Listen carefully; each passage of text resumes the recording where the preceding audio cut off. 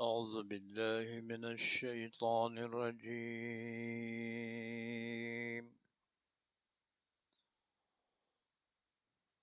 بسم الله الرحمن الرحيم.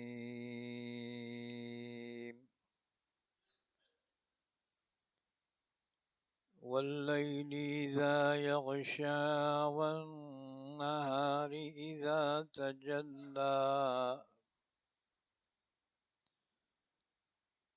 وما خلق الذكر والأنثى إن سعيكم لشتى فأما من أعطى واتقى وصدق بالحسنى فسنيسره لليسرى وأما من بخل واستغنى وكذب بالحسنى فسنيسره للعسرى وما يغني عنه ماله إذا تردى إن علينا للهدى وإن لنا للآخرة والأولى فأنذرتكم نارا تلظى لا يصلاها إلا الأشقى الذي كذب وتولى وسيجنبها الأتقى الذي يؤتي ماله يتزكى وما لأحد عنده من نعمة تجزى إلا ابتغاء وجه ربه الأعلى ولسوف يرضى. بسم الله الرحمن الرحيم. والضحى والليل إذا سجى ما ودعك ربك وما قلى وللآخرة خير لك من الأولى ولسوف يعطيك ربك فترضى ألم يجدك يتيما فآوى ووجدك ضالا فهدى ووجدك عائلا فأغنى فأما اليتيم فلا تقهر وأما السائل فلا تنهر وأما بنعمة ربك فحدث. بسم الله الرحمن الرحيم. ألم نشرح لك صدرك ووضعنا عنك وزرك الذي أنقض ظهرك ورفعنا لك ذكرك فإن مع العسر يسرا إن مع العسر يسرا فإذا فرغت فانصب وإلى ربك فارغب. पनाह में आता हूँ मैं अल्लाह की। شیطان مردود سے شروع کرتا ہوں میں اللہ کے نام سے جو بڑا مہربان نہایت رحم کرنے والا ہے۔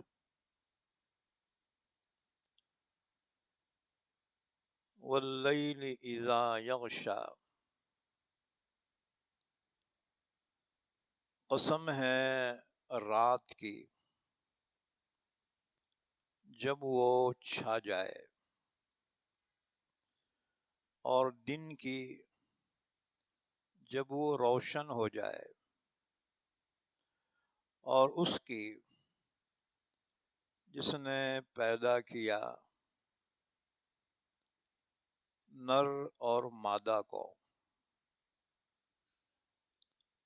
مرد اور عورت کو۔ بے شک تمہاری کوشش یقیناً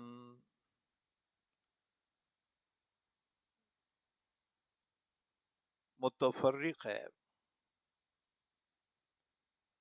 بس بہرحال جس نے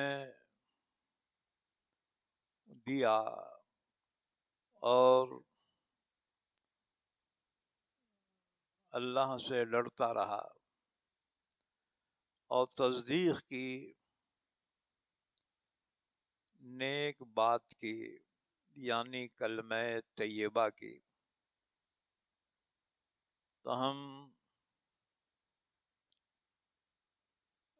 آہستہ آہستہ اس کو پہنچا دیں گے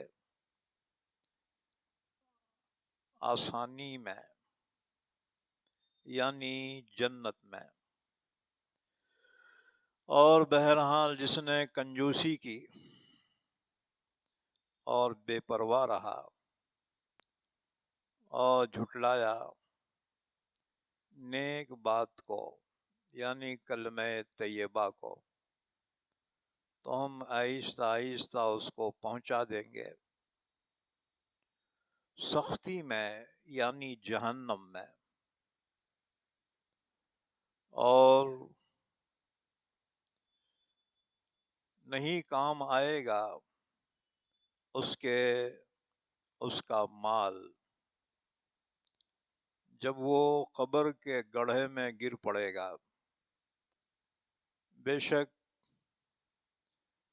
ہمارے ذمہ ہے ہدایت دینا، اور بے شک ہمارے ہی ہاتھ میں ہے آخرت اور دنیا۔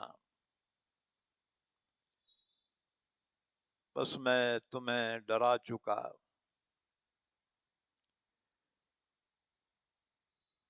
دہکتی ہوئی جہنم کی آگ سے۔ نہیں داخل ہوگا اس میں مگر بڑا ہی بدبخت، جس نے جھٹلایا اور روگردانی کی۔ اور ہم بچا لیں گے جہنم سے اس شخص کو جو بڑا متقی ہے، جو دیتا ہے اپنا مال تاکہ پاک ہو جائے، اور اس پر کسی کا احسان نہیں ہے کہ جس کا بدلہ دیا جائے، سوائے اپنے رب اعلیٰ کی خوشنودی چاہنے کے لیے۔ اور یقیناً ان قریب اللہ راضی ہوگا، اور یقیناً ان قریب وہ راضی ہوگا۔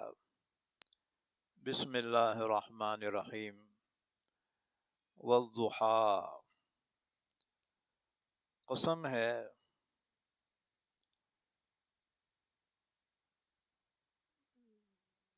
سورج کے چڑھنے کے وقت کی،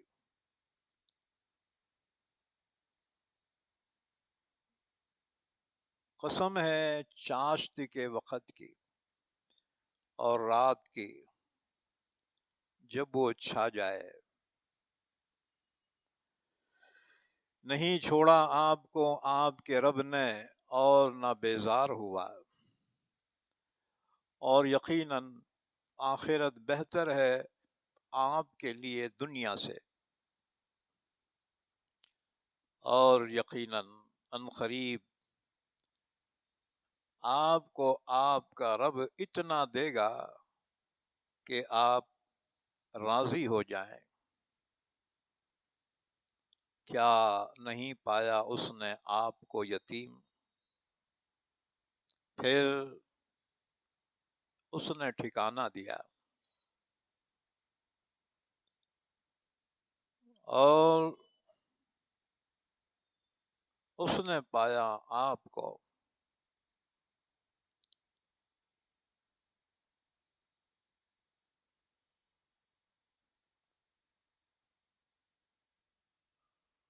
گم کردہ راہ، پھر اس نے ہدایت دی، اور پایا اس نے آپ کو مفلس، پھر اس نے آپ کو مالدار کر دیا۔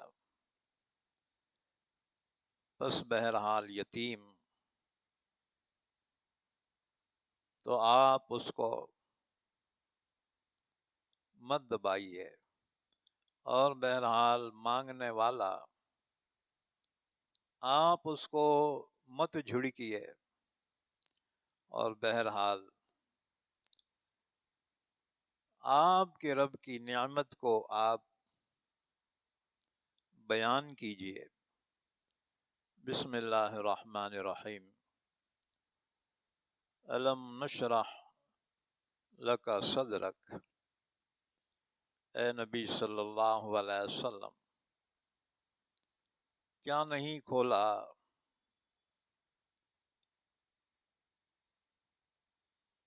آپ کے رب نے آپ کے سینے کو، اور اتار رکھا آپ سے آپ کے بوجھ کو، جس نے آپ کی کمر توڑ رکھی تھی۔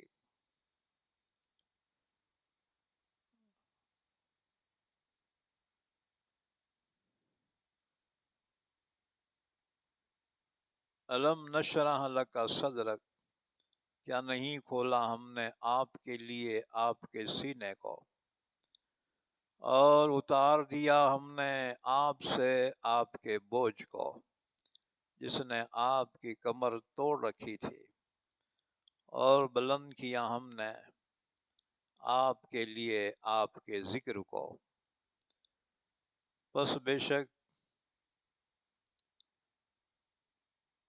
مشکل کے ساتھ آسانی ہے، بے شک مشکل کے ساتھ آسانی ہے، پھر جب آپ فارغ ہو جائیں تو محنت کیجیے، اور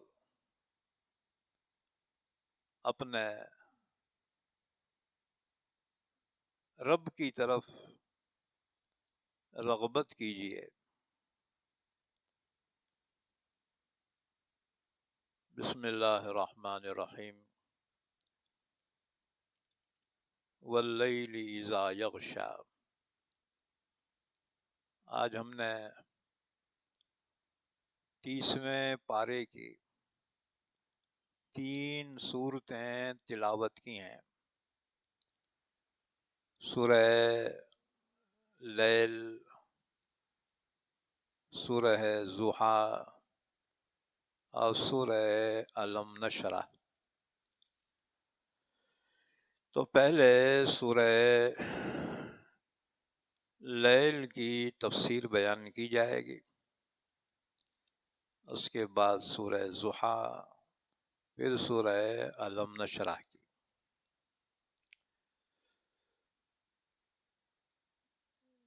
بسم اللہ الرحمن الرحیم واللیل اذا یغشا، یہ سورہ لیل ہے، مکے میں نازل ہوئی۔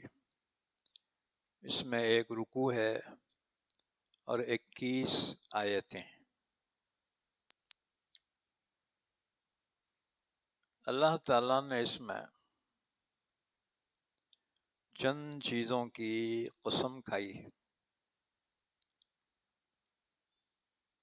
قسم ہے رات کی جب وہ چھا جائے، یعنی رات جب پوری ہو جائے۔ رات اللہ کی بہت بڑی نعمت ہے کہ دن بھر انسان کام کرتا ہے، تھک جاتا ہے، اب اسے آرام کی ضرورت پیش آتی ہے۔ دنیا جہاں کا شور شغب اس کے نیند میں خلل انداز ہوتا ہے، تو اللہ تعالیٰ نے آرام کے لیے رات بنائی کہ رات میں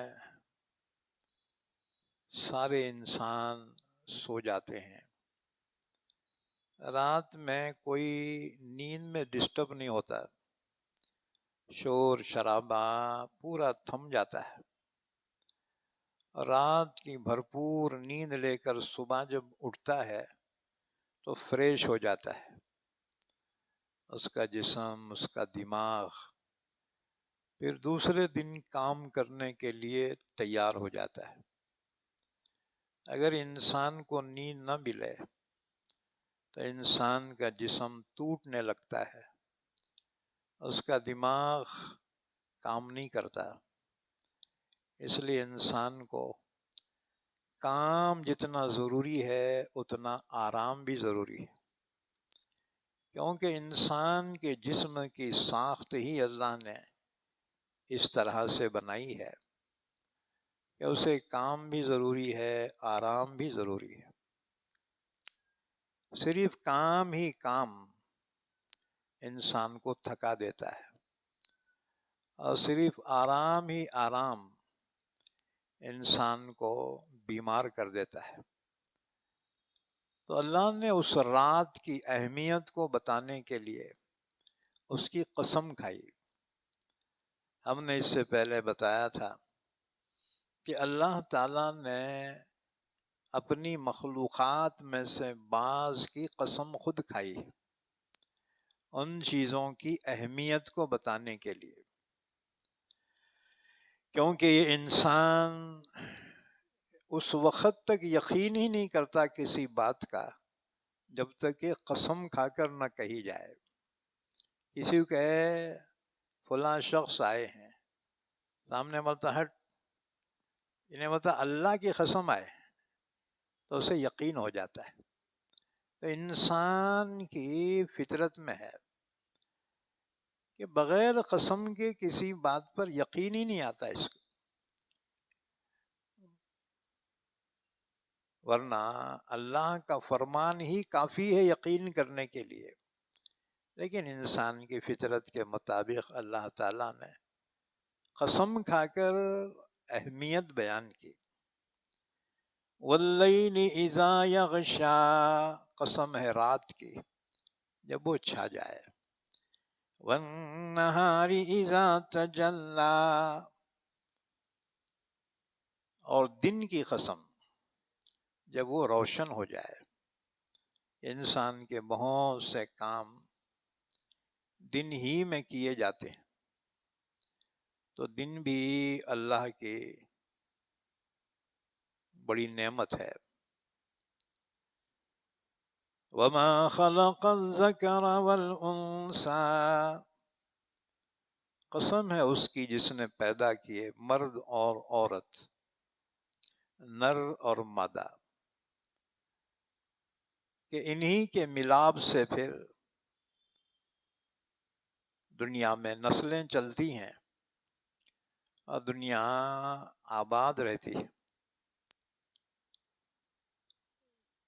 ان چیزوں کی قسم کھا کر جو بات بیان کی وہ بڑی اہم بات ہے. فرمایا ان سعیکم لشتی، بے شک تمہاری کوششیں طرح طرح کی ہیں، یعنی الگ الگ ہیں. دنیا میں ہر شخص کوشش کرتا ہے اور کوششیں مختلف ہیں، یعنی محنت کے مقصد الگ الگ ہیں.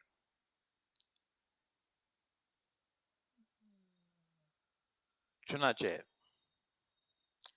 کوئی تو اپنی محنت کے ذریعے منزل مقصود تک پہنچتا ہے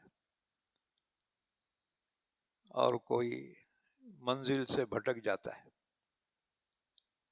ان سعیکم لشتی، بے شک تمہاری کوششیں مختلف ہیں.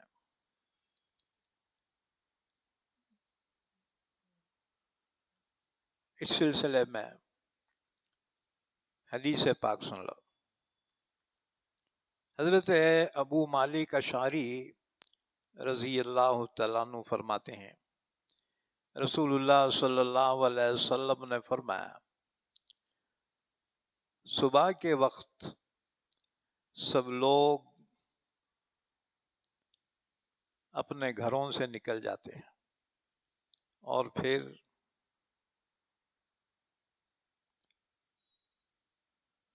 اپنے نفسوں کو بیچ دیتے ہیں اور کچھ لوگ اپنے نفس کو جہنم سے آزاد کر لیتے ہیں اور کچھ لوگ ہلاک ہو جاتے ہیں. یعنی جو ایمان والے نیک عمل کرتے ہیں وہ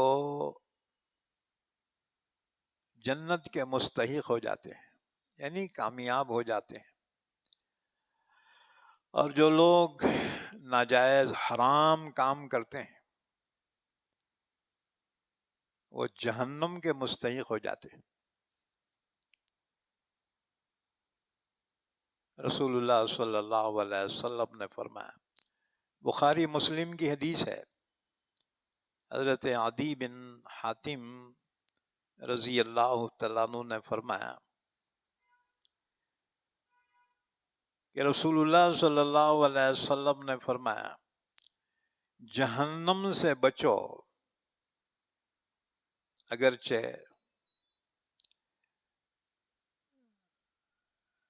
چھوارے کا آدھا حصہ ہی دے کر کیوں نہ ہو، یعنی صدقہ دیا کرو اور اپنے آپ کو جہنم سے بچا لو.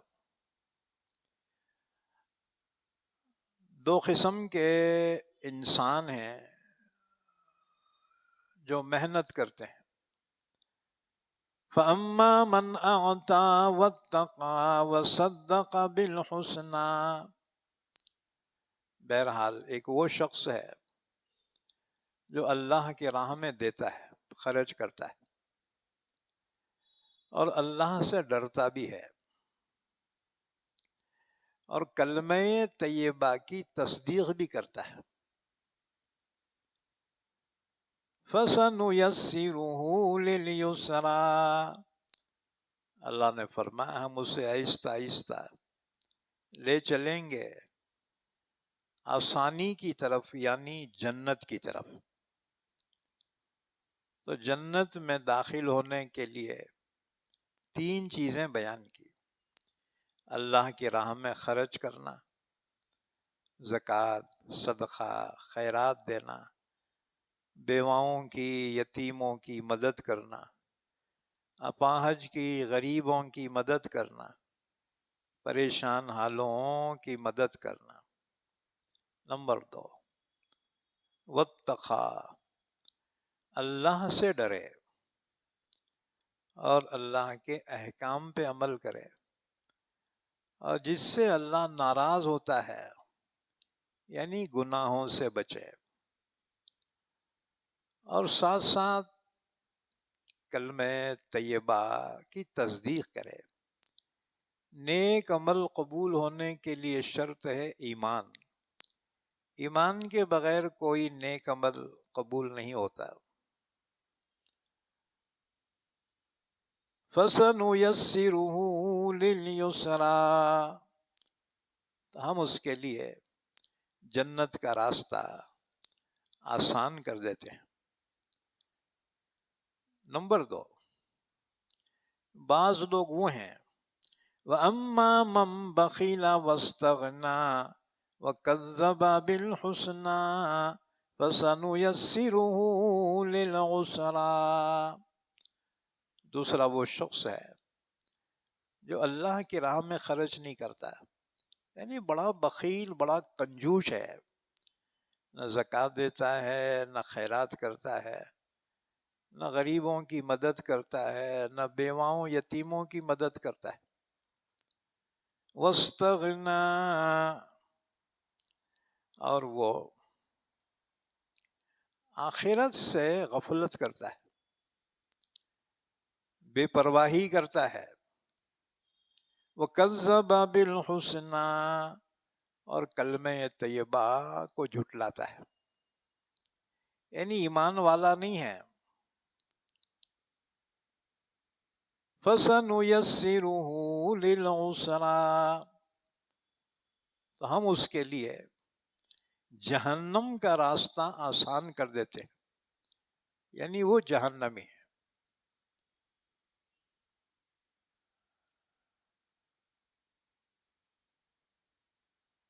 اس کے بعد سنو،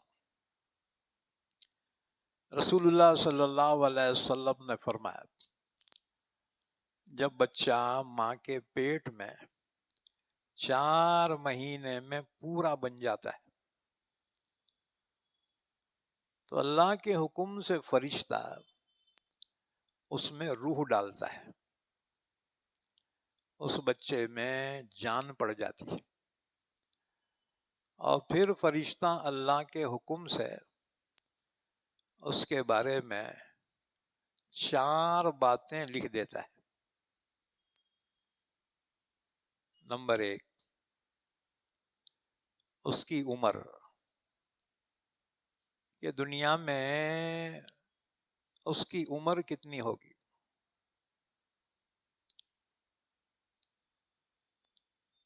نمبر 2، اس کا رزق، کہ دنیا میں اس کو کتنی روزی ملے گی۔ نمبر 3، اس کا عمل، دنیا میں نیک عمل کریں گا یا برا عمل کرے گا۔ اور نمبر 4، اس کا انجام کیا ہوگا، شقی ہوگا یا سعید،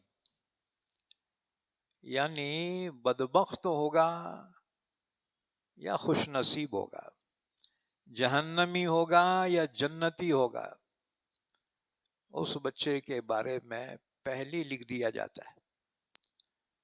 اب جب وہ دنیا میں آتا ہے اور شعور کو پہنچتا ہے، وہی کرتا ہے جو پہلے لکھا جا چکا ہے۔ جب حضور نے یہ بات بیان فرمائی تو صحابہ نے عرض کیا، یا رسول اللہ صلی اللہ علیہ وسلم، جب انجام جنتی یا جہنمی ہونا پہلے سے لکھا جا چکا ہے تو پھر عمل کر کے کیا فائدہ ہے؟ سوال تمہارے سمجھ میں آ رہا نا؟ جب انجام پہلے ہی لکھا جا چکا ہے، جہنمی ہے یا جنتی ہے، تو صحابہ نے سوال کیا، یا رسول اللہ پھر عمل کا کیا فائدہ؟ تو اللہ کے رسول نے فرمایا، یہ بخاری اور مسلم کی حدیث ہے، حضرت علی فرماتے ہیں رسول اللہ صلی اللہ علیہ وسلم نے جواب میں فرمایا اعملو، تم عمل کرتے رہو، فَكُلٌّ مُيَسَّرٌ لِمَا خُلِقَ لَهُ، ہر آدمی کے لیے وہی عمل آسان کر دیا جاتا ہے جس کے لیے وہ پیدا کیا گیا ہے۔ اما من کان من اہل السعادۃ فییسر لعمل السعادۃ، بہرحال جو خوش نصیب لکھا گیا ہے، جنتی لکھا گیا ہے، اس کے لیے جنت کے اعمال کرنا آسان کر دیا جاتا ہے۔ وَأَمَّا مَنْ كَانَ مِنْ أَهْلِ الشَّقَاوَةِ فَيُيَسَّرُ لِعَمَلِ أَهْلِ الشَّقَاوَةِ، اور بہرحال جس کو بدنصیب یعنی جہنمی لکھا جا چکا ہے تو اس کے لیے جہنم کے اعمال کرنا آسان کر دیا جاتا ہے۔ اس لیے مسلمانوں، اگر تم کو نیک کام کرنے کا شوق پیدا ہو رہا ہے، نیک عمل کر کے تم کو خوشی ہوتی ہے، تو سمجھ جاؤ تم جنتی ہو، کیونکہ یہ جنت کے اعمال ہیں۔ کسی کی مدد کر کے تم کو خوشی ہوتی ہے، کسی غریب کی، یتیم کی، بیوہ کی مدد کر کے تم کو بڑی خوشی ہوتی ہے، اور نیک کام کرنے کا تمہیں جذبہ پیدا ہوتا ہے، تو سمجھ جاؤ کہ تم جنتی ہو۔ اور اگر تمہیں نیک کام کرنا بہت جان پہ آ رہا ہے اور گناہ کرنے میں بڑی لذت محسوس ہو رہی ہے، بڑا مزہ آ رہا ہے گناہ کرنے میں، ہاں جی، زنا کرنے میں، چوری کرنے میں، خیانت کرنے میں، جھوٹ بولنے میں تمہارے کو بڑا مزہ آ رہا، تو سمجھو تم دوسری پارٹی کے ہے، یعنی جہنمی ہے۔ تو اللہ کے رسول نے فرمایا اعملوا فَكُلٌّ مُيَسَّرٌ لِمَا خُلِقَ لَهُ، تم عمل کرتے رہو جس کے لیے تمہیں پیدا کیا گیا ہے، وہ عمل آسان کر دیے جاتے ہیں۔ تو فرمایا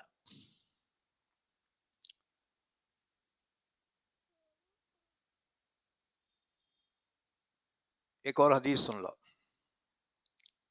حضرت ابو بکر صدیق رضی اللہ تعالیٰ عنہ نے امیہ بن خلف، بڑا کافر تھا وہ، حضرت بلال کا وہ آقا تھا، بلال اس کے غلام تھے۔ بلال مسلمان ہو گئے تو امیہ بن خلف ان کو بہت تکلیف پہنچاتا تھا۔ ابو بکر صدیق وہاں سے گزرے اور اس سے کہا یہ غلام مجھے بیچ دے، چاہے جو قیمت لے لے۔ اس نے انکار کیا۔ ابو بکر صدیق نے کہا دیکھ میرے پاس یہ غلام ہے بہت طاقتور، وہ غلام بھی لے لے اور پیسے بھی لے لے، بلال کو آزاد کر دے یا مجھے بیچ دے۔ اس نے سودا منظور کیا۔ ابو بکر صدیق نے 10 اوقیہ چاندی کے عوض حضرت بلال کو خریدا اور پھر آزاد کر دیا۔ اسی کے بارے میں اللہ نے یہ سورہ شریفہ نازل فرمائی، ان سعیکم لشتی، تمہاری کوششیں الگ الگ ہیں۔ کوئی زندگی میں نیک عمل کرتا ہے اور اپنی منزل مقصود جنت میں پہنچتا ہے، اسی طرح سے ایک اور شان نزول، اس کو حضرت عبداللہ بن عباس رضی اللہ تعالیٰ عنہ نے بیان کیا ہے۔ ایک آدمی کا کھجور کا ایک درخت تھا،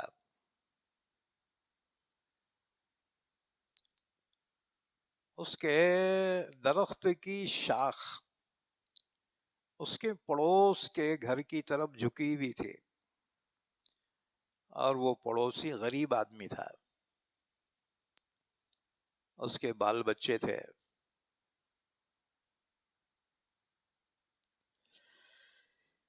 جب درخت کا مالک کھجور توڑنے کے لیے درخت پہ چڑھتا تھا اور کھجور جب توڑتا تھا تو کچھ کھجوریں اس غریب کے مکان میں گر جاتی تھی۔ اس غریب کے بچے گرے ہوئے کھجور چن لیتے تھے، تو یہ درخت کا مالک نیچے اتر کر اس گھر میں جا کر بچوں کے ہاتھوں سے وہ کھجوریں چھین لیتا تھا۔ ظاہر بات ہے غریب بچے حسرت سے اس کو دیکھتے تھے، ان کے پاس اتنے پیسے تھوڑی تھے کہ وہ خرید کر کھا سکے، اور اگر کوئی بچہ منہ میں ڈال لیتا تو یہ مالدار بخیل انگلی ڈال کر منہ میں سے کھجور نکال لیتا تھا۔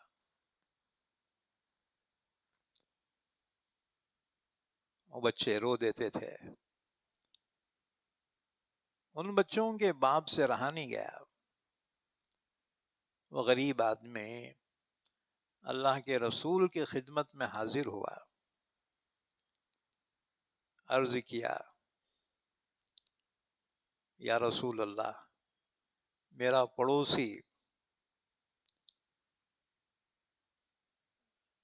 اس کے درخت کے پھل جب گر جاتے ہیں میرے بچے بھوک کی وجہ سے اٹھا لیتے ہیں، وہ ان کے ہاتھوں سے چھین لیتا ہے، ان کے منہ میں انگلی ڈال کر نکال دیتا ہے۔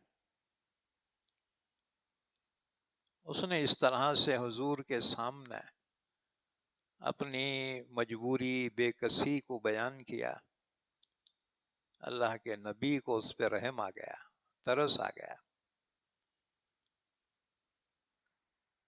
آپ نے فرمایا تو جا، پھر حکم دیا وہ درخت کے مالک کو بلاؤ۔ چنانچہ وہ حاضر ہوا، ظاہر بات ہے مسلمان تھا، وہ حاضر ہوا۔ اللہ کے نبی صلی اللہ علیہ وسلم نے فرمایا وہ درخت تیرا جس کی شاخ پڑوس کے گھر میں پہنچی ہوئی ہے، وہ درخت تو مجھے دے دے، میں اس کے بدلے میں تجھے جنت کا ایک درخت دے دوں گا، جنت میں اس کے بدلے میں کھجور کا درخت دوں گا۔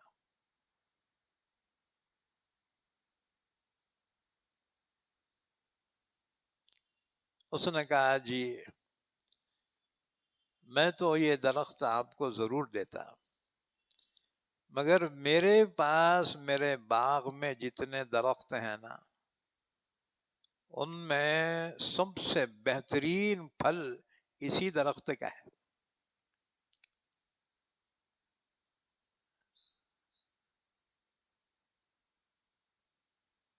یہ کہہ کر وہ چلا گیا۔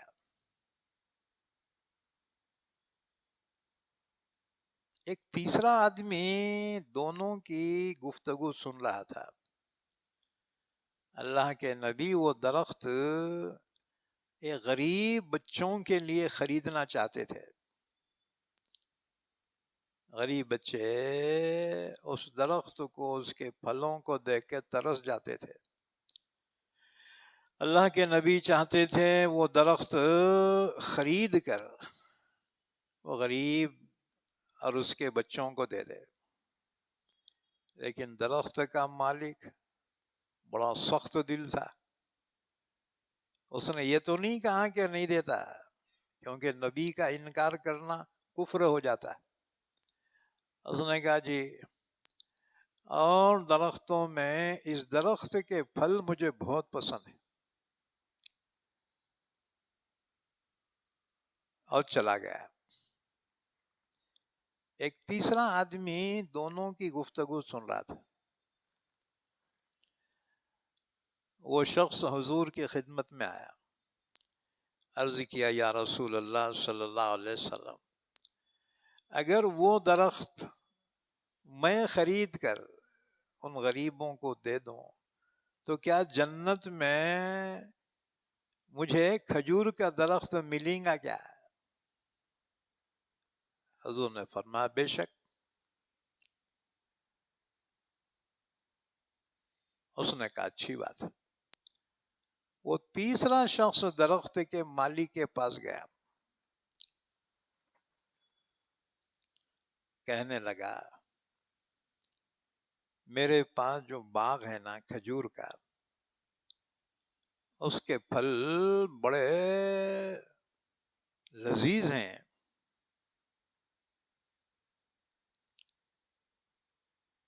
اس نے کہا پھر؟ کہا میرے سارے باغ کے پھل درخت تو لے لے اور مجھے یہ درخت دے دے. بول منظور ہے؟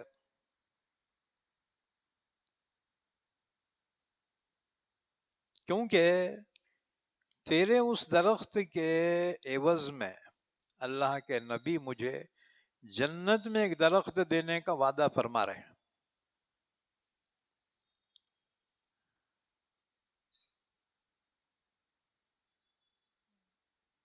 اس مالک نے کہا نہیں دوں گا. بعض رہتے بہت کٹر. اس نے کہا نہیں دیتا.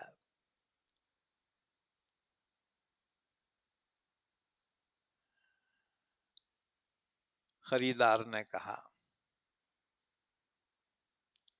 اچھا تو پھر تو قیمت بتا، تو جتنی قیمت بولیں گا میں تجھے دے دوں گا. دیکھو اللہ کے نبی کی ایک بات پر صحابہ اپنا سب کچھ قربان کرنے کو تیار. تو کہا تیرے اس درخت کی قیمت بتا. اس شخص نے کہا اس درخت کے بدلے ایسے ہی 40 کھجور کے درخت لوں گا، اور جس پر پھل بھی آ چکے ہوں گے، کیونکہ کھجور کا جھاڑ لگائے تو فوراً نہیں آتا، کئی سال لگتے ہیں اس کو. ہاں جی. تو اس خریدار شخص نے کہا کہ مجھے منظور ہے. کہا تو بدل نہیں جانا، کسی کو گواہ بنا اور بدل جائیں گا. بہرحال اس درخت کے مالک نے اپنی قوم والوں کو بلایا، اپنے خاندان والوں،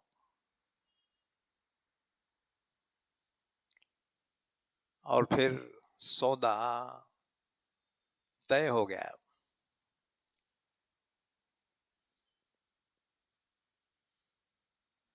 سودا طے ہونے کے بعد یہ شخص خریدنے والا اللہ کے نبی کی خدمت میں پہنچا. عرض کیا یا رسول اللہ صلی اللہ علیہ وسلم، اب وہ درخت میرا ہو گیا، میں نے خرید لیا. یا رسول اللہ صلی اللہ علیہ وسلم، میں یہ درخت اللہ اس کے رسول کو دیتا ہوں، آپ اس غریب کو یہ درخت دے دیجئے۔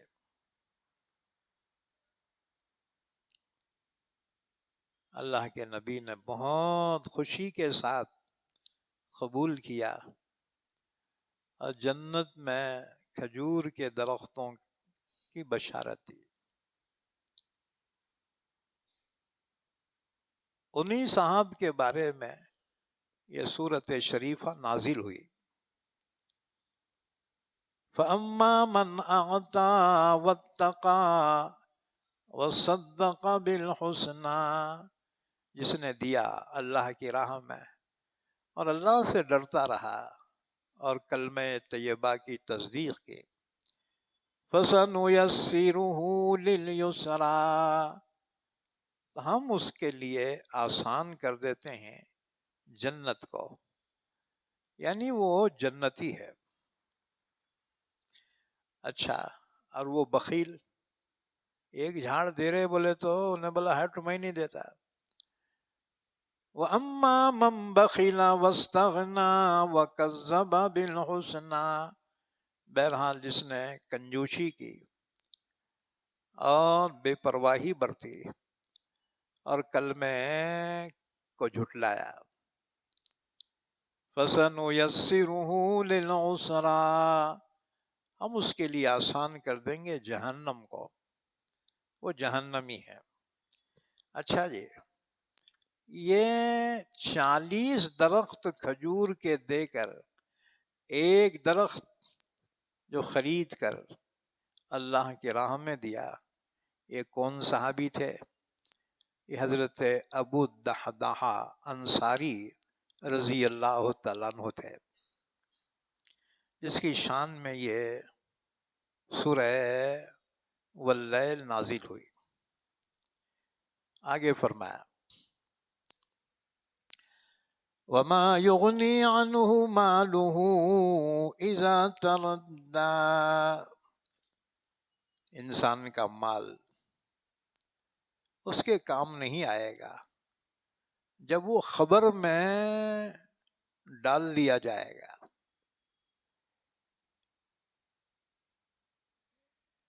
زمین، جائیداد، مکان، ہر چیز انسان کی ہے جب تک کہ جان میں جان ہے۔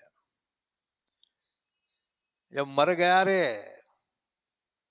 تو سب ٹھاٹ پڑا رہ جائے گا، جب لاج چلے گا بنجارا، جب ڈولا کاندھے پہ اٹھا کے لے جائیں گے لوگ تو سارا جو کچھ کمایا تھا وہ سب چھوڑ کر جائے گا۔ اگر غلطی سے ہاتھ میں گھڑی رہ گئی، لوگ بولتے ارے گھڑی نکالو اس کے ہاتھ میں سے، ہیں جی، کوئی چیز کام نہیں آئے گی، کوئی چیز ساتھ نہیں آئے گی۔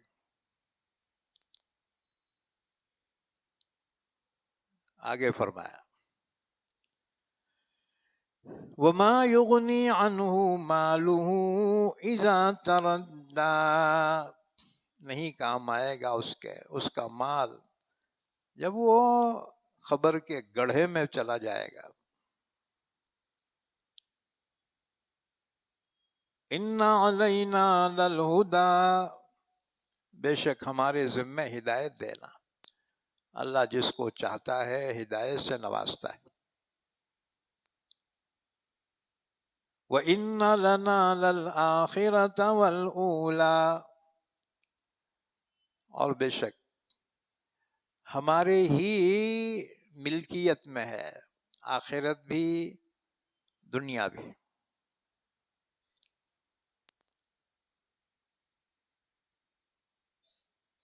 فَأَنذَرْتُكُمْ نَارًا تَلَظَّى،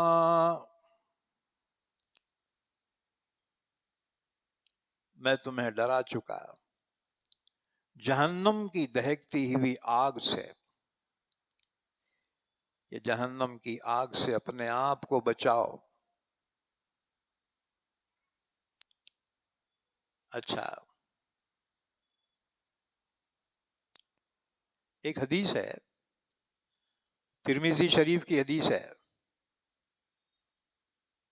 حضرت جابر رضی اللہ تعالیٰ عنہ فرماتے ہیں رسول اللہ صلی اللہ علیہ وسلم نے فرمایا،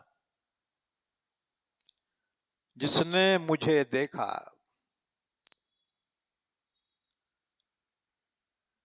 یعنی ایمان کی حالت میں،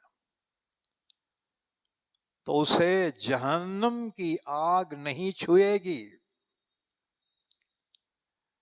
کیونکہ اللہ نے فرمایا تمام صحابہ جنتی ہیں، کلا وعد اللہ الحسنی،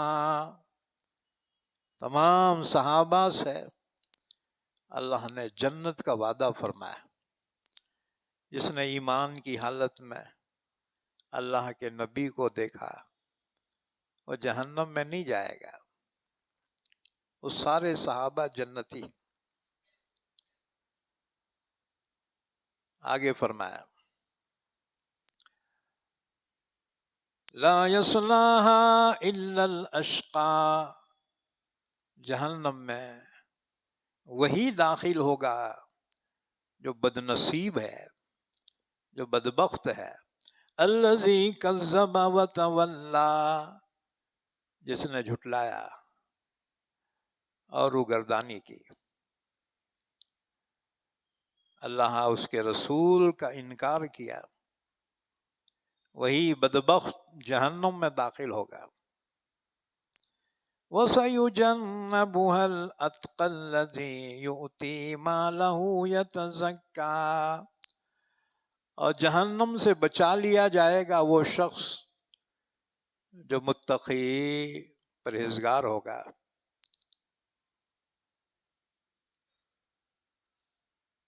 یہاں سے اخیر تک جو آیتیں ہیں، 5 آیتیں، یہ 5 آیتیں ابو بکر صدیق رضی اللہ تعالیٰ عنہ کے بارے میں نازل ہوئی ہیں۔ اللہ نے فرمایا وَسَيُجَنَّبُهَا الْأَتْقَى، اتقا یعنی متقی پرہیزگار، اور جہنم سے بچا لیا جائے گا متقی پرہیزگار۔ الذی یؤتی مالہ یتزکا، جو اپنا مال خرچ کرتا ہے اللہ کے راستے میں تاکہ وہ پاک ہو جائے۔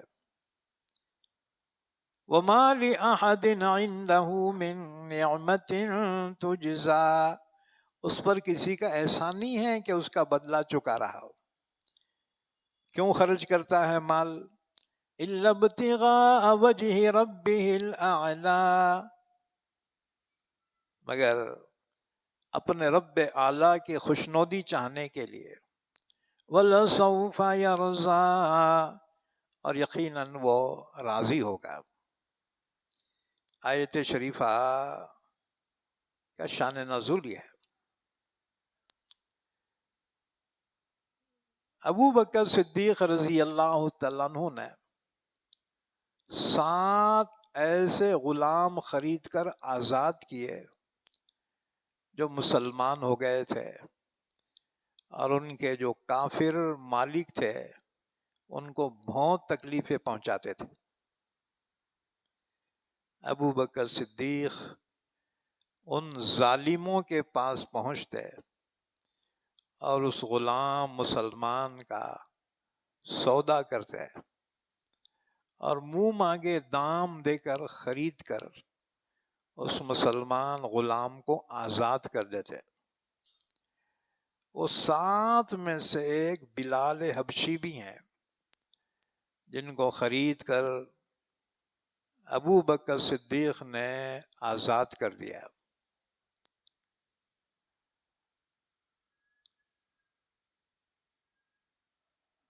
حضرت عمر رضی اللہ تعالیٰ عنہ سے کسی نے بلال کے بارے میں پوچھا کہ یہ کون ہے یہ؟ تو حضرت عمر نے عجیب تعارف کرایا. حضرت عمر نے فرمایا ہوا سیدنا آتقا سیدنا. حضرت عمر نے فرمایا بلال ہمارا سردار ہے، جسے ہمارے سردار ابو بکر صدیق نے خرید کر آزاد کیا تھا. اسلام عزتیں عطا فرماتا ہے، وہی بلال کہ ان کا آقا ایمان لانے کی وجہ سے ان پہ کوڑے برساتا تھا، اور عرب کی تپتی ہوئی ریت پر لٹا کر بہت بھاری پتھر آپ کے سینے پہ رکھ دیتا تھا اور کہتا تھا بلال اسلام کو چھوڑ دے ورنہ اسی طرح سے تکلیف میں مر جائے. تو بلال جواب میں کہتے احد احد، اللہ ایک ہے، اللہ ایک ہے. اتنی تکلیفیں کافر بلال کو پہنچاتے تھے. اچھا، جب بلال مسلمان ہوئے اور ابو بکر صدیق نے ان کو خرید کر آزاد کیا، تو اللہ کے نبی صلی اللہ علیہ وسلم نے حضرت بلال کو وہ مقام عطا فرمایا کہ سب سے پہلے مسجد نبوی میں اذان دینے کا حکم حضور نے بلال کو فرمایا. کہا بلال اذان دے. بلال نے سب سے پہلی اذان اسلام میں بلال نے دی. مسجد نبوی میں سب سے پہلی اذان بلال نے دی. جب مکہ فتح ہو گیا تو حضور نے فرمایا بلال کعبے کی چھت پہ کھڑے ہو کر اذان دے. تو بلال نے کعبے کی چھت پہ کھڑے ہو کر اذان کہی. تو مکے کے جو مشرک سردار تھے ان کو یہ منظر ناگوار گزرا، لیکن اللہ کے نبی نے دنیا کو بتایا کہ عزتیں اسلام کی وجہ سے اللہ عطا فرماتا ہے. اچھا، حضرت عمر نے جب بیت المقدس کو فتح کیا، حضرت عمر نے حکم دیا بلال اذان کہو. تو بیت المقدس میں سب سے پہلی اذان بھی حضرت بلال نے کہی. ایک مرتبہ اللہ کے نبی نے خواب دیکھا، آپ جنت میں ہیں، لیکن حضور نے سنا جنت میں آپ سے آگے کوئی چل رہا ہے اور اس کے جوتے کے رگڑنے کی آواز آ رہی ہے.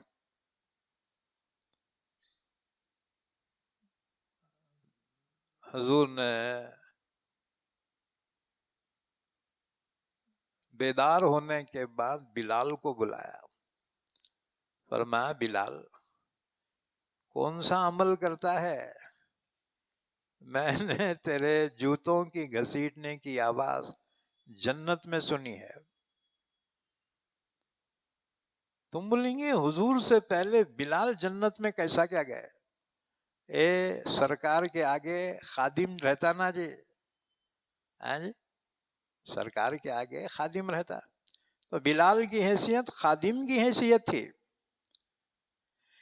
تو اللہ کے نبی نے پوچھا بلال تو ایسا کون سا خاص عمل کرتا ہے کہ میں نے تیرے جوتوں کے رگڑنے کی آواز، چلنے کی آواز جنت میں میرے سے آگے سنی ہے؟ بلال نے کہا یا رسول اللہ ایسا کوئی خاص عمل تو نہیں ہے. فرمایا نہیں، کوئی نہ کوئی خاص بات ہے. تب بلال نے کہا یا رسول اللہ میں ہمیشہ باوضو رہتا ہوں، ہمیشہ باوضو رہتا ہوں. جب بھی وضو ٹوٹ جاتا ہے تو میں وضو کرتا ہوں اور 2 رکعت نماز پڑھتا ہوں.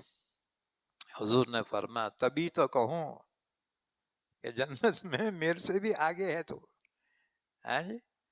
تو بہرحال یہ ایک غلام کا درجہ اتنا عظیم جس نے بنایا وہ ہے اسلام، وہ ہے حضرت محمد صلی اللہ علیہ وسلم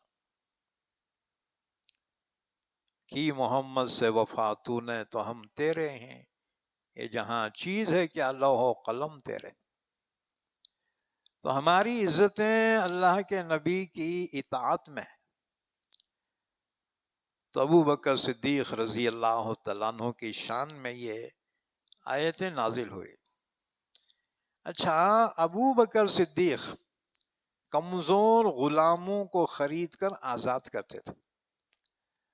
ان کے والد حضرت ابو قحافہ نے ایک مرتبہ کہا ابو بکر تیرے کو غلام خرید کر آزاد کرنے کا اتنا ہی شوق ہے تو ذرا طاقتور غلام خرید کے آزاد کر، کیونکہ کل کو تیرے کام آ سکتے ہیں، وہ تیرے دشمن سے بچاؤ کے لیے تیرے کام آ سکتے. تو ابو بکر صدیق نے کہا ابا میں مفاد کے واسطے خرید کے آزاد نہیں کرتا، میں تو اللہ کو راضی کرنے کے لیے کرتا. اس پر یہ آیت نازل ہوئی وَسَيُجَنَّبُهَا الْأَتْقَى، جہنم سے بچا لیا جائے گا وہ شخص جو متقی ہے. اس سے مراد ابو بکر صدیق ہے. الَّذِي يُؤْتِي مَالَهُ يَتَزَكَّى، جو اپنا مال اللہ کی راہ میں دیتا ہے تاکہ وہ پاک ہو جائے. یاد رکھو زکوٰۃ ادا کرنے کی وجہ سے باقی مال پاک ہو جاتا ہے اور اللہ اس کی حفاظت بھی فرماتا ہے. زکوٰۃ دو، مال کی حفاظت کرا لو. رمضان المبارک کا مہینہ آ رہا ہے، عام طور سے مسلمان حساب لگاتے ہیں، وہ رمضان کے مہینے میں زکوٰۃ نکالتے ہیں. زکوٰۃ دو اور مال کی حفاظت. ہاں جی. اچھا، زکوٰۃ خالی مردوں پہ نہیں ہے، عورتوں پہ بھی ہے، کیونکہ زیورات رہتے نا عورتوں کے پاس، سونے چاندی کے، کانا میں، ناکا میں، گلے میں پہن کے کیسا پھر شادیاں میں پھرتے. اس کی زکوٰۃ کون دینا؟ عورتوں میں ہے نا ہمارے گھر والے دیتے. تو پہنیں گی وہ بیچارہ کیوں دیں گا زکوٰۃ؟ جو مالک ہے اسی پہ زکوٰۃ فرض ہے. لہذا تم لوگ اپنے گھر والی کو کچھ ہدیہ تحفہ دو تاکہ وہ اپنے زیورات کی زکوٰۃ ادا کر سکے. زکوٰۃ دے دیے نا تو زیورات کوئی چور چوری نہیں کر سکتا، اللہ کی جانب سے اس کی حفاظت کی جاتی. ہاں جی. اور میں تو کہتا ہوں زکوٰۃ دو اور تجوری کا دروازہ کھول کے سو جاؤ، چور کیا اس کا باپ بھی نہیں چرا سکتا، اللہ حفاظت فرماتا ہے. تو ویسا کریں گے کھول کے بم مار لیں گے. پھر احتیاط کرنے کا حکم دیا گیا ہے. یہی بات سمجھ میں، اپنی تدبیر کرو، احتیاط کرو. تو بہرحال زکوٰۃ دو، مال کی گارنٹی. اچھا، اور اگر زکوٰۃ نہیں دیے رہے اور تجوری کو علی گڑھ کے 2 خفلا بھی لگائے نا، چوراں سبل سے پھوڑ کے لے جاتے، اس کی گارنٹی نہیں ہے. اس لیے زکوٰۃ دو. ہاں جی. حساب لگاؤ. تم بولیں گے کتنے دینا زکوٰۃ مول صاحب؟ 1,00,000 کو 2,500، 1,00,000 کو 2,500، 1,000 روپے کو 25 روپے. کتنے ہوتے؟ 1000 کو 40واں حصہ، ہاں جی، تو 1,00,000 کو 2,500، یہ حساب سے نکالو زکوٰۃ. نکالیں گے نا انشاءاللہ. رمضان آ رہا، اب دوبارہ تفسیر یہاں رمضان میں ہونے والی ہے. رمضان میں انشاءاللہ ظہر میں تفسیر ہوں گی، ہاں جی، کیونکہ تراویح کے بعد تم کو بیٹھنا،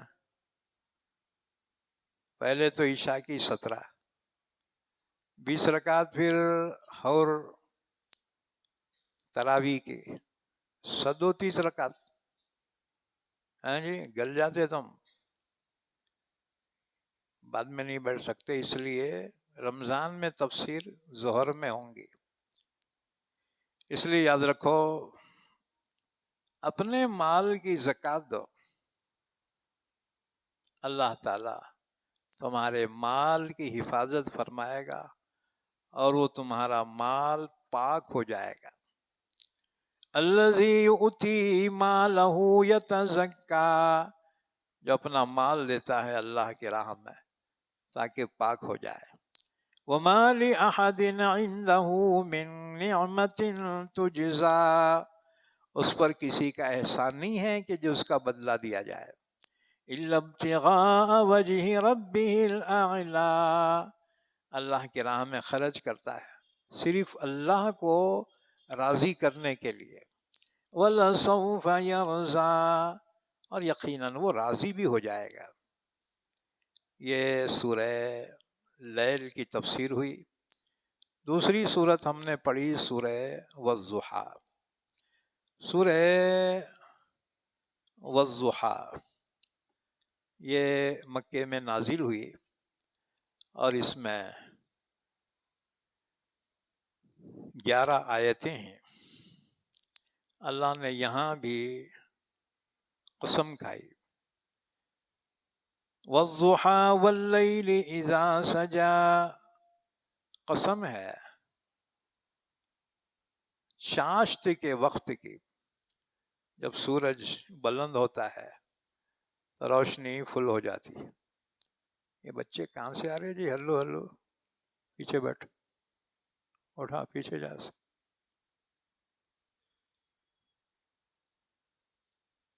ہاں جی، ضحیٰ کہتے ہیں جب سورج اونچا ہو جائے، وہ چاشت کا وقت ہوتا ہے. اللہ نے اس کی قسم کھائی، والضحیٰ واللیل اذا سجا، قسم ہے جب سورج چڑھ جائے چاشت کے وقت کی. واللیل اذا سجا، اور رات کی جب کہ وہ چھا جائے. یہ دو چیزوں کی قسم کھا کر اللہ نے فرمایا، ما ودعک ربک وما قلا، نہیں چھوڑا آپ کو آپ کے رب نے اور نہ بیزار ہوا. کیا مطلب؟ اس کا شان نزول سن لو. شان نزول بولے تو وہ سبب جس کی وجہ سے یہ آیت نازل ہوئی ہے. بخاری مسلم کی حدیث ہے، جندب بن عبداللہ رضی اللہ تعالیٰ عنہ راوی ہیں. ایک مرتبہ رسول اللہ صلی اللہ علیہ وسلم کی یہ چھوٹی انگلی زخمی ہو گئی، اس سے خون نکلا، یہ چھوٹی انگلی. تو آپ کے زبان سے یہ الفاظ نکلے، ان انتی الا اصبع دمیتی وفی سبیل اللہ ما لقیتی، یعنی تو ایک انگلی تو ہے جو خون آلود ہو گئی، اور جو تجھے تکلیف پہنچی ہے تو وہ اللہ کے راستے میں ہی تو پہنچی ہے، اس لیے کیا غم ہے. جب حضور نے یہ کہا تو اللہ ناراض ہو گیا، کیونکہ خوشی تکلیف سب اللہ کی جانب سے ہوتی۔ جبرائیل کا آنا بند ہو گیا، وحی کا سلسلہ منقطع ہو گیا، جس پر مکے کے کافروں نے طعنہ دیا کہ ان کو ان کے خدا نے چھوڑ دیا۔ حضور کو بڑی تکلیف ہوتی تھی۔ اس کے بعد اللہ تعالیٰ نے یہ آیت شریفہ نازل فرمائی، بلکہ یہ سورت شریفہ نازل فرمائی، وَالضُّحَى وَاللَّيْلِ إِذَا سَجَى مَا وَدَّعَكَ رَبُّكَ وَمَا قَلَى، آپ کے رب نے آپ کو نہ چھوڑا اور نہ بیزار ہوا۔ اسی طرح سے ایک اور شان نزول، ایک مرتبہ حضرت جبرائیل حضور کے مکان پر آئے، آواز دی باہر سے، آپ نے فرمایا جبرائیل آ جاؤ، اجازت دی، لیکن جبرائیل نہیں آئے۔ اللہ کے رسول باہر نکلے، دیکھا جبرائیل باہر کھڑے ہوئے ہیں۔ حضور نے فرمایا جبرائیل اندر کیوں نہیں آ رہے؟ ہم نے تو آپ کو اجازت دی۔ جبرائیل نے کہا ہم اس گھر میں داخل نہیں ہوتے جس میں کتا ہو۔ حضور نے فرمایا کتا ہمارے گھر میں؟ جبرائیل چلے گئے۔ حضور نے کچھ صحابہ کو بلا کے فرمایا دیکھو اندر کوئی ہے کیا؟ اب جب ڈھونڈے تو ایک کتے کا پلا، ہلو کب گھس گیا تھا کہ نہیں معلوم، اندر جا کے کونے میں دبک کے بیٹھا ہے۔ حضور کو اطلاع دی گئی، حضور نے فرمایا نکالو باہر، باہر نکالے۔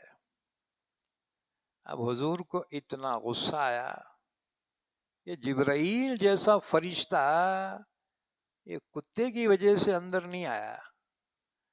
حضور نے حکم دیا مدینے میں جتنے کتے ہیں سب کو مارو، ایک بھی دکھنا نہیں۔ اب کچھ صحابہ لٹھاں لے کے نکلے، کتا دیکھا دے مار دے مار، پورے مدینے میں کوئی کوئی کوئی کیا ہوا، لے مار کتوں کو۔ اچھا مارتے مارتے باہر پہنچے۔ اب مدینے کے باہر جو ہے باغات تھے کھجوروں کے، اب کھیتاں والے رکھوالی کے واسطے کتے پالتے تھے کہ کوئی آ کے پھل نہیں لے جانا بول کے۔ اب یہ کتے مارتے مارتے پہنچے وہاں باغات میں، جب کتے دیکھے ان پہ لٹ اٹھائی مارنے کو۔ باغ والے بولے اے کیا بات ہے، کتے مارتے کیوں پھر رہے؟ انہوں نے کہا خبردار اللہ کے نبی کا حکم ہے، جہاں دکھے وہاں مارو کتوں کو۔ انہوں نے کہا ذرا ٹھہرو، ہم پوچھ کے آتے اللہ کے نبی سے، اس کے بعد جو چاہے کرو۔ کہا ٹھیک ہے۔ اب یہ کھیتاں والے حضور کے پاس آئے اور کہا یا رسول اللہ صلی اللہ علیہ وسلم کیا آپ حکم دیے ہیں کتوں کو مارنے کا؟ حضور نے فرمایا ہاں۔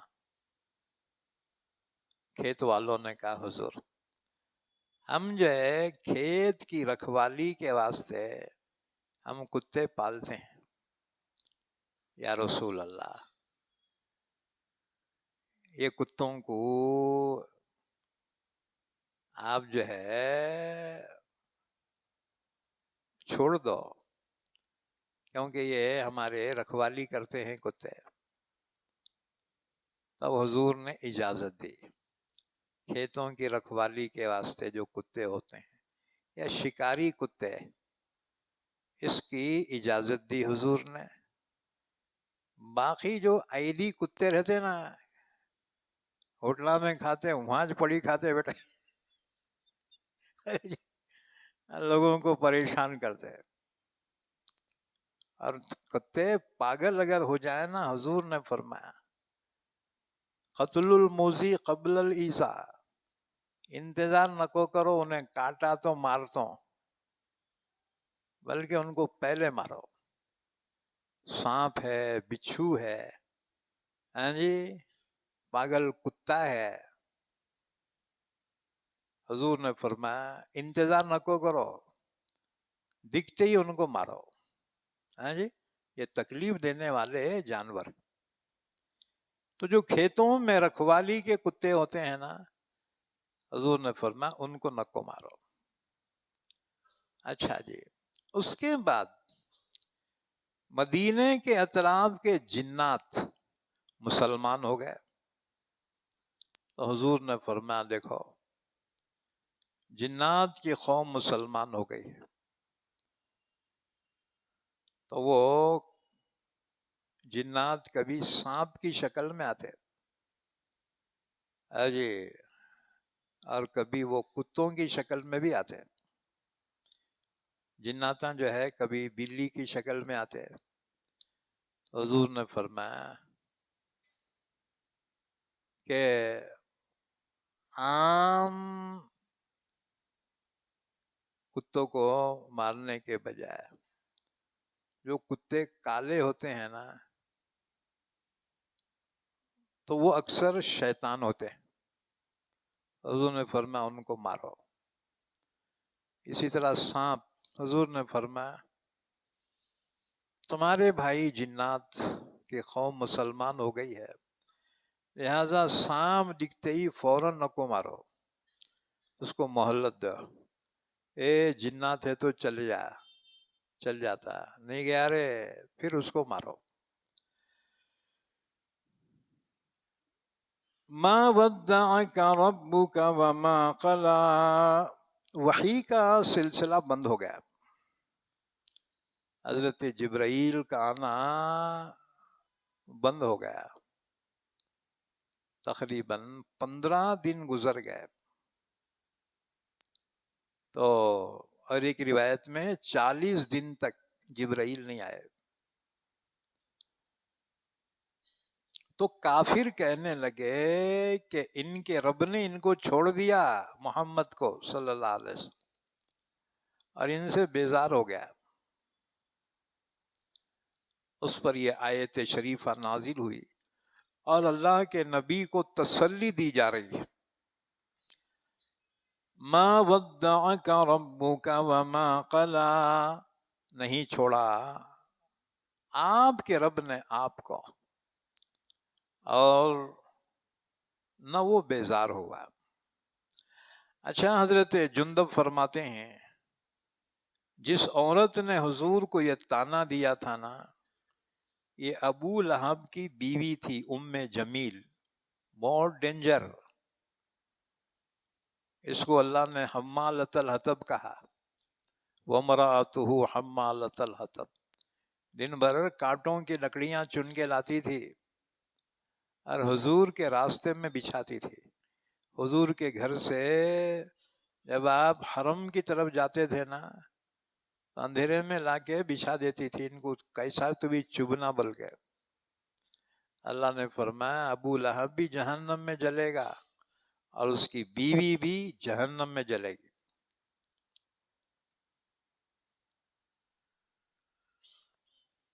وَلَلْآخِرَةُ خَيْرٌ لَكَ مِنَ الْأُولَىٰ، اور یقیناً آخرت بہتر ہے آپ کے لیے دنیا سے۔ دنیا میں وہ عمل کرے جو آخرت میں کام آئے۔ انما الدنیا خلقت لکم وانکم خلقتم للآخرہ، بے شک دنیا تمہارے لیے پیدا کی گئی ہے اور تم آخرت کے لیے پیدا کیے گئے ہو۔ یعنی زندگی میں کچھ اچھے کام کر لو، تاکہ آخرت میں اللہ کی نعمتیں تمہیں حاصل ہو جائیں۔ وَلَسَوْفَ يُعْطِيكَ رَبُّكَ فَتَرْضَىٰ، یہ بہت بڑی خوشخبری ہے۔ اللہ کے نبی غمگین ہو گئے تھے نا، اللہ نے آپ کو تسلی دی، فرمایا یقیناً آپ کو آپ کا رب اس قدر عطا فرمائے گا آپ خوش ہو جائیں گے۔ اب سنو، اللہ کے نبی صلی اللہ علیہ وسلم نے فرمایا میں اس وقت تک خوش نہیں ہوں گا جب تک کہ اپنے آخری امتی کو جہنم سے نکال کر جنت میں داخل نہ کر دو۔ اللہ تعالی مجھے شفاعت کی اجازت دے گا اور اجازت دے گا کہ آپ اپنی امت کے گنہگاروں کو جو جہنم میں ہیں آپ ان کو نکال کر جنت میں داخل کر دیں۔ حضور فرماتے ہیں میں جاؤں گا اور اپنے امتیوں کو جہنم سے نکال کر جنت میں داخل کر دوں گا۔ اللہ تعالیٰ فرمائے گا رضیت یا محمد، اب تو خوش ہو گئے نا آپ؟ حضور فرمائیں گے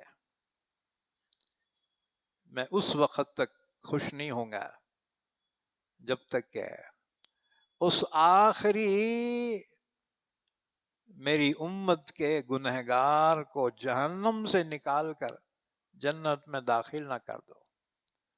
جب اس آخری گنہگار کو اپنی امت کے جہنم سے نکال کر جنت میں داخل کر دوں گا، اللہ فرمائے گا اب تو خوش ہو گئے؟ رضیت یا محمد، تو میں کہوں گا رضیت یا ربی، پروردگار اب میں راضی ہو گیا۔ امام زین العابدین فرماتے ہیں کہ لوگ یہ سمجھتے ہیں کہ قرآن کریم میں سب سے زیادہ امید والی آیت وہ ہے قل یا عبادی الذین اسرفوا علی انفسہم لا تقنطوا من رحمت اللہ ان اللہ یغفر الذنوب جميعا انہ هو الغفور الرحیم۔ اے نبی صلی اللہ علیہ وسلم، آپ کہہ دیجئے میرے ان بندوں کو جنہوں نے اپنے آپ پہ بڑا ظلم کر لیا ہے کہ اللہ کی رحمت سے کبھی نا امید نہ ہونا، بے شک اللہ ہی تو گناہوں کو معاف کرتا ہے، بے شک وہی تو ہے معاف کرنے والا، رحم کرنے والا۔ تو امام زین العابدین فرماتے ہیں لیکن ہم اہل بیت یہ کہتے تھے کہ سب سے زیادہ امید والی آیت قرآن میں یہ آیت شریفہ ہے وَلَسَوْفَ يُعْطِيكَ رَبُّكَ فَتَرْضَىٰ، یقیناً آپ کا رب اے نبی آپ کو اس قدر عطا فرمائے گا کہ آپ راضی ہو جائیں گے۔ تو حضور نے فرمایا جب تک میں اپنی امت کے آخری گنہگار کو جہنم سے نکال کر جنت میں داخل نہ کر دوں اس وقت تک میں راضی نہیں ہوں گا۔ تو یہ بہت بڑی امید والی آیت شریفہ ہے۔ اس کے بعد پھر فرمایا اللہ نے اپنے کچھ احسانات اپنے نبی صلی اللہ علیہ وسلم کو یاد دلا کر آپ کو دوسروں کے ساتھ حسن سلوک کرنے کا حکم دیا جا رہا ہے۔ الم یجدک یتیما فآویٰ، کیا نہیں پایا آپ کو آپ کے رب نے یتیم پھر آپ کو اس نے ٹھکانہ دیا۔ دیکھو، جب آپ اپنی اماں کے پیٹ میں تھے، آپ کے والد کا انتقال ہو گیا، آپ یتیم پیدا ہوئے۔ پیدا ہونے سے آپ نے اپنے والد کو نہیں دیکھا، پیدا ہونے سے پہلے والد کا انتقال ہو گیا تھا۔ اب ظاہر بات ہے، جس کا باپ نہ ہو اس یتیم پہ کیا گزرتی۔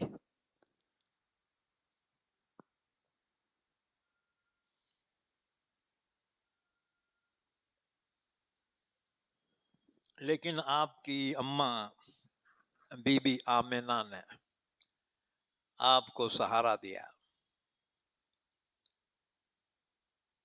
پھر 6 سال کی عمر ہو گئی آپ کی، اماں کا بھی انتقال ہو گیا، تو اللہ تعالیٰ نے آپ کے دادا جان عبد المطلب کے دل میں آپ کے لیے محبت ڈال دی۔ آپ کی اماں بی بی آمنہ آپ کو لے کر اپنے میکے گئی۔ حضور کا ننیال بھی مدینہ تھا، آپ کی اماں بی بی آمنہ مدینہ کی تھی، وہ آپ کو لے کر میکے گئی۔ وہاں کچھ دن رہ کر جب واپس آ رہی تھی تو راستے میں مقام ابوا پر بیمار ہو گئی، یہاں تک کہ وہیں پر ان کا انتقال ہو گیا۔ قریب کی بستی والوں نے ان کی تجہیز و تکفین کی، تو آپ صلی اللہ علیہ وسلم سے ماں کا سایہ بھی اٹھا لیا گیا۔ ام ایمن جو حضور کے والد کی باندی تھی، انہوں نے حضور کو تسلی دی۔ ام ایمن کہتی ہیں اماں کے انتقال کے بعد، آپ 6 سال کے تھے نا، اپنی ماں کے خبر سے لپٹ کر روتے تھے، یا امی یا امی، میری اماں میری اماں۔ ام ایمن نے آپ کو اٹھایا، تسلی دی اور لا کر مکہ میں آپ کے دادا جان کی خدمت میں پیش کیا۔ اللہ نے دادا کے دل میں محبت ڈال دی، دادا نے آپ کی پرورش کی اور اس قدر محبت دی، اپنی اولاد سے بھی زیادہ چاہا اپنے مرحوم بیٹے کی نشانی کو۔ 2 سال تک عبد المطلب نے پرورش کی، اور پھر جب آپ کی عمر 8 سال کی ہوئی دادا جان کا انتقال ہو گیا۔ لیکن جاتے جاتے بڑے میاں نے اپنے بیٹے ابو طالب کو بلا کر نصیحت کی تھی، وصیت کی تھی، بیٹا یہ تیرے مرحوم بھائی عبداللہ کی یادگار ہے، میرے بعد اس بچے کا خیال رکھنا۔ ابو طالب نے پھر اپنی اولاد سے زیادہ آپ کو محبت دی، یہاں تک کہ ابو طالب کی بیوی یعنی حضرت علی کی اماں فاطمہ بنت اسد ان کا نام تھا، انہوں نے حضور کو اپنے بیٹوں سے زیادہ پرورش کی اور ان کو اپنی ممتا اور اپنی محبت دی۔ جب بچے آتے بھوک سے کہتے اماں کھانا دے، وہ کہتی ٹھہرو میرے بیٹے محمد کو آنے دو، اس وقت تک تمہیں کھانا نہیں ملے گا، اس قدر محبت کی۔ اور وہ ایمان لائی، حضرت علی کی اماں فاطمہ بنت اسد ایمان لائی حضور پر۔ جب ان کا انتقال ہوا، ان کی خبر جب کھودی جا رہی تھی اللہ کے نبی ان کی خبر میں خود اترے اور اپنی اس ماں کے لیے اللہ کے نبی صلی اللہ علیہ وسلم جب ان کی تدفین عمل میں آئی، اللہ کے نبی روتے تھے، فرماتے تھے یا امی یا امی، میری اماں میری اماں، میری اماں کے بعد تو ہی میری اماں تھی۔ یہ محبت کرنے والے حضور کو کس نے عطا کیے؟ اللہ نے اس احسان کو یاد دلایا۔ الم یجدک یتیما فآوا، کیا آپ کے رب نے آپ کو نہیں پایا یتیم، پھر اسی نے آپ کو ٹھکانہ دیا۔ ووجدک ضالا فہدا، اور اس نے آپ کو پایا ایک راہ کی تلاش میں، تو اس نے ہدایت دی۔ اللہ کے نبی صلی اللہ علیہ وسلم نبوت سے پہلے غار ہرا میں جاتے تھے۔ یہ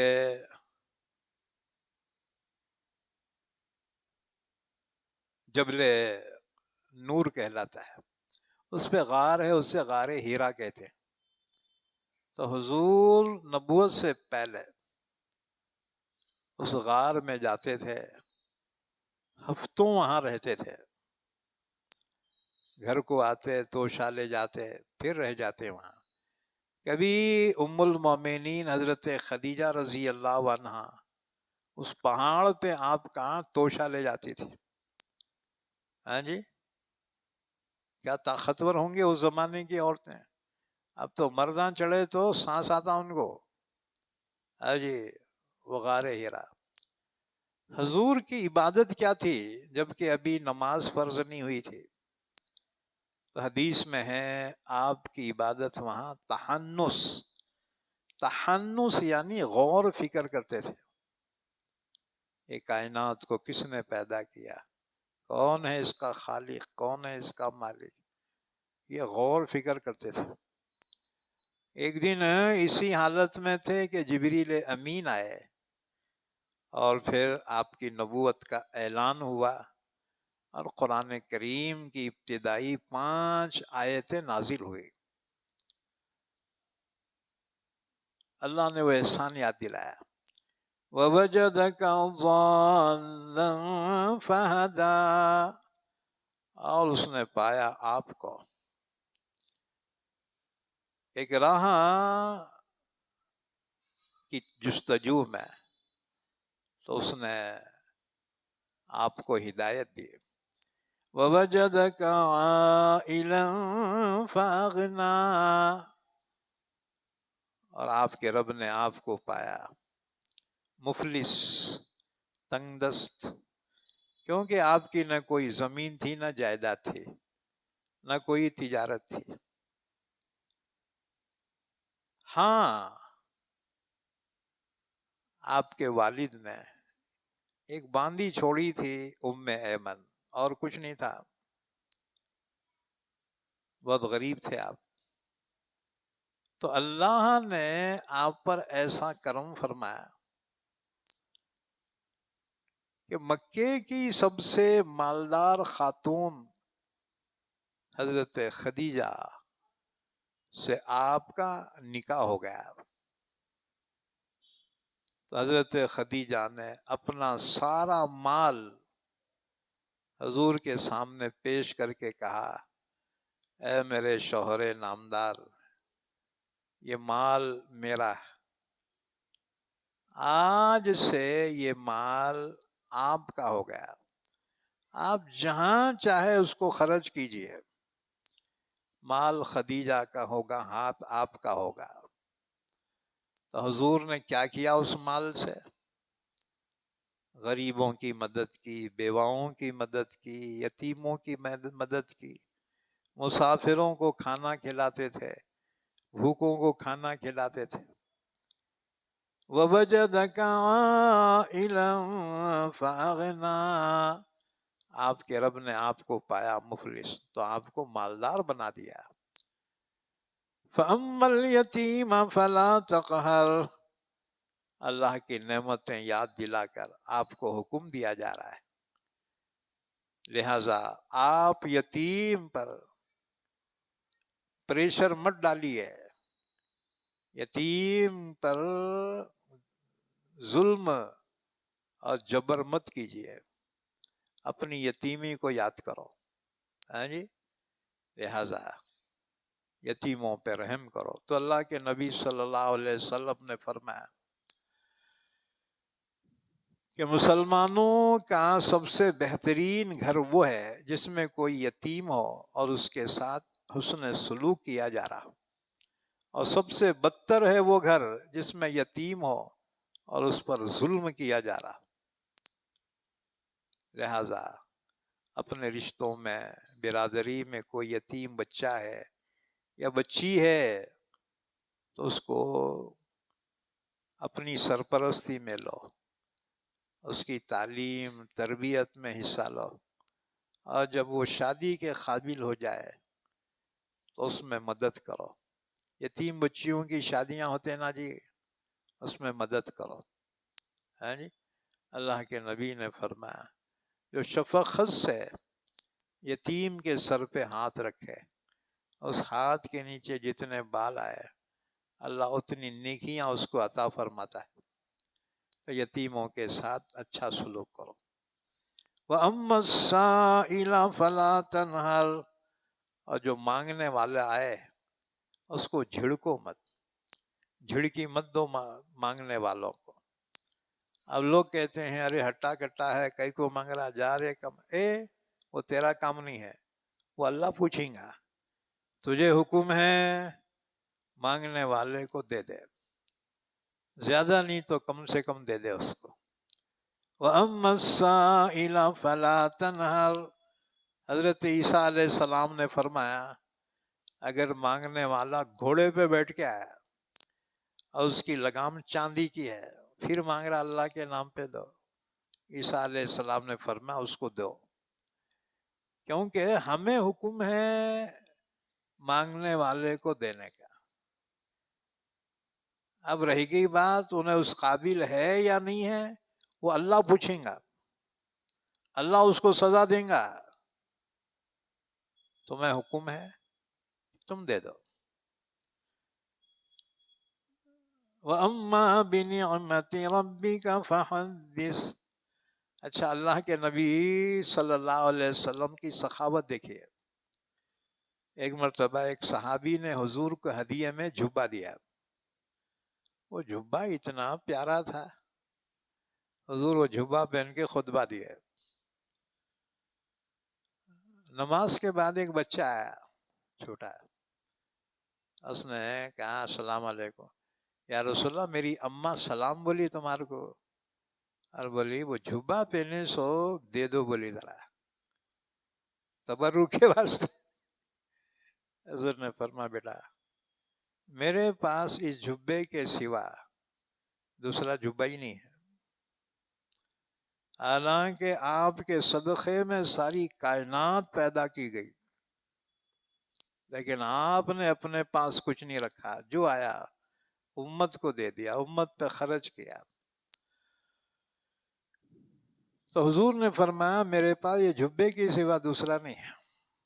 وہ بچہ گیا، تھوڑی دیر کے بعد ہو رہا ہے، کہنے لگا میری اماں بولی جو پینے سو بوجھ دیو. ہاں،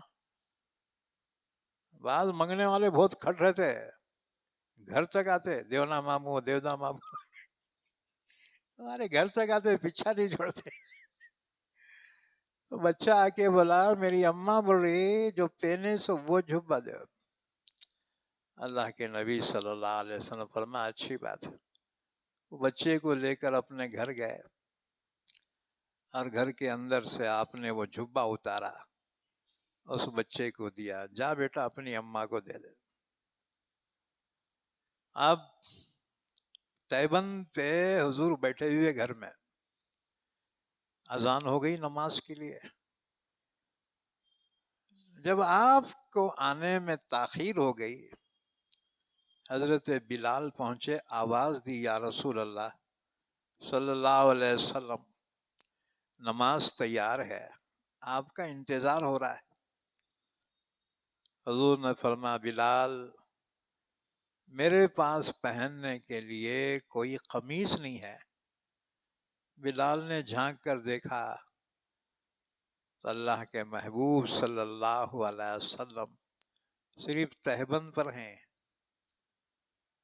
تو بلال نے جا کر ایک چادر لائی اور حضور کو دے کر کہا حضور اس کو پہن کر آئیے. حضور چادر لپیٹ کر مسجد میں آئے، نماز پڑھائی.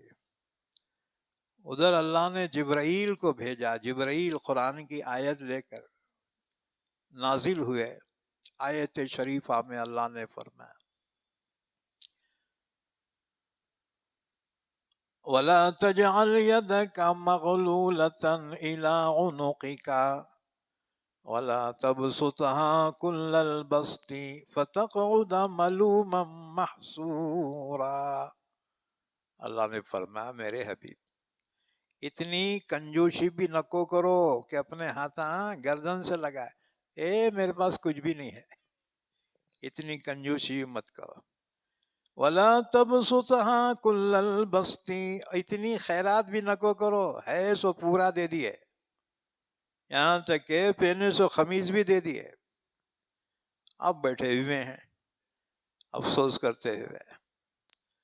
تو مطلب یہ ہے کہ زیادہ بخیلی بھی پسند نہیں اللہ کو، اور اتنا بھی نہیں کہ پورا گھر کا سامان اٹھا کے خیر خیرات کر دیا. ہاں جی، بچوں کا منہ مار کے خیرات کرنا یہ درست نہیں ہے. لیکن بہرحال بخیلی کرنا یہ بھی درست نہیں. وَأَمَّا السَّائِلَ فَلَا تَنْهَرْ بہرحال مانگنے والا اس کو مت جھڑکیے. وَأَمَّا بِنِعْمَةِ رَبِّكَ فَحَدِّثْ اور بہرحال اپنے رب کی نعمتوں کو بیان کیجئے، ظاہر کیجئے. اللہ نے نعمت دی ہے نا، اچھا پہنو، اچھا کھاؤ، تمہارا گھر بھی اچھا ہو، تمہاری گاڑی بھی اچھی ہو. یہ تکبر نہیں ہے. ہاں جی، تکبر اسے کہتے ہیں حق بات کو نہیں ماننا، یہ تکبر ہے. دوسروں کو حقیر سمجھنا یہ تکبر ہے. ہاں جی، بعض مالدار رہتے ہیں، کروڑ پتی ہے مگر ایسا رہتا وہ بھکاری کے جیسا. میلے کپڑے، جوتے بھی جو ہے وہ مسجد کی لیے جیسے چپل. ارے اللہ دیا ہے تو ذرا ڈھنگ کے کپڑے پہنو. اللہ کے نعمت کا اظہار ہونا چاہیے.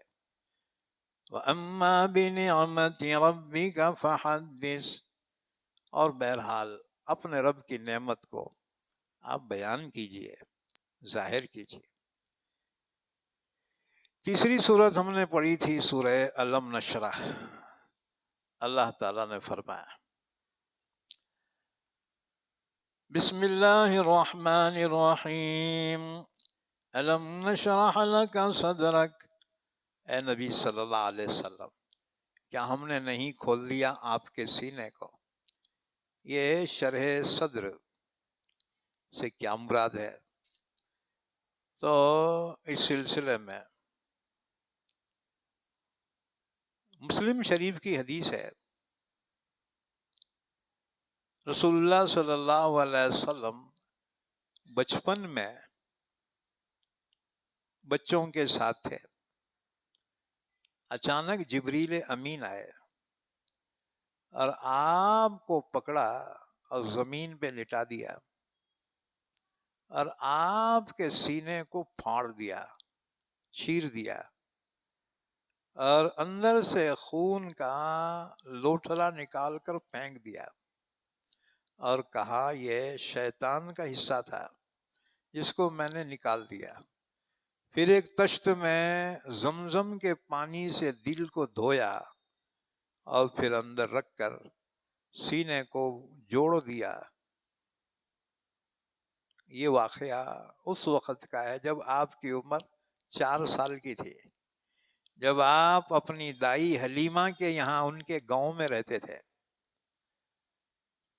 تو بچے دوڑ کر گھر کو آئے اور حضرت حلیمہ سے ان کے شوہر سے کہا کہ ہمارے بھائی محمد کو کسی نے قتل کر دیا ہے۔ اب یہ دونوں دوڑتے ہوئے جب پہنچے تو آپ اٹھ کر بیٹھ چکے تھے۔ دونوں نے پوچھا کہ بیٹے کیا ہوا؟ انہوں نے واقعہ سنا دیا۔ تو یہ ہے شرح صدر یا شق صدر۔ اسی طرح معراج کے واقعے کے وقت بھی ہوا کہ جبریل اور میکائیل جب آئے، آپ کو اللہ کا پیغام سنایا، آپ کو لے کر حتیم کے پاس آئے اور ایک تشت لے کر آئے تھے، سونے کا تشت اور زمزم۔ پھر آپ کا سینہ پھاڑ دیا، چاک کیا اور دل آپ کا نکالا، تشت میں رکھا اور زمزم سے دھویا اور نور و حکمت سے بھر کر پھر آپ کے دل کی جگہ میں اس کو رکھ دیا اور سینے کو جوڑ دیا اور کہا اب آپ اڑ جائیے، چلیے ہمارے ساتھ۔ حضرت انس فرماتے ہیں اس کا نشان میں دیکھتا تھا کہ ہنسلی سے لے کر ناف تک ایک باریک سی لکیر نظر آتی تھی۔ یہ اسی کی ہے جسے شق صدر یا شرح صدر کہا جاتا ہے۔ یعنی دنیا میں سب سے پہلے اوپن ہارٹ سرجری اللہ کے نبی کی، اور ڈاکٹر کون؟ جبرائیل۔ جی تو سب سے پہلے اوپن ہارٹ سرجری جو ہوئی اللہ کے نبی صلی اللہ علیہ وسلم کی، اسی کو اللہ نے فرمایا الم نشرح لک صدرک، کیا ہم نے آپ کے لیے آپ کے سینے کو کھول نہیں دیا؟ یا معنی یہ ہے کہ آپ پر تمام انسانوں کی ہدایت کی ذمہ داری اللہ نے رکھی تھی، اللہ نے اس کو آپ کے لیے آسان فرما دیا۔ وَوَضَعْنَا عَنْكَ وِزْرَكَ الَّذِي أَنقَضَ ظَهْرَكَ، اور آپ پر جو نبوت کا بار تھا، بار عظیم جس نے آپ کی کمر توڑ رکھی تھی۔ نبوت کا بوجھ بہت بھاری تھا، کیونکہ یہاں اماں بابا اپنے 4 بچوں کو سدھار نہیں سکتے، جی تو نبی کی ذمہ داری ہے تمام انسانوں کو سدھارنا۔ ظاہر بات ہے یہ بہت بڑا بوجھ ذمہ داری کا تھا، اللہ نے اس بوجھ کو آپ سے اتارا، اللہ نے آپ کی مدد فرمائی۔ وَرَفَعْنَا لَكَ ذِكْرَكَ، اور ہم نے آپ کے ذکر کو بلند کیا۔ آپ کا ذکر زمین پر، آسمانوں میں، فضاؤں میں جب اذانیں ہوتی ہیں نا تو اللہ اکبر اللہ اکبر، اشہد ان لا الہ الا اللہ کے ساتھ اشہد ان محمد رسول اللہ کی صدائیں بھی آسمانوں میں، فضاؤں میں، تمام جہانوں میں گونجتی ہے۔ التحیات میں آپ کا ذکر ہے، نماز میں ذکر ہے، زمین پر ذکر ہے، آسمانوں میں آپ کا ذکر ہے، پچھلے پیغمبروں کی کتابوں میں آپ کا ذکر ہے، پچھلے پیغمبروں کی زبانوں پر آپ کا ذکر ہے۔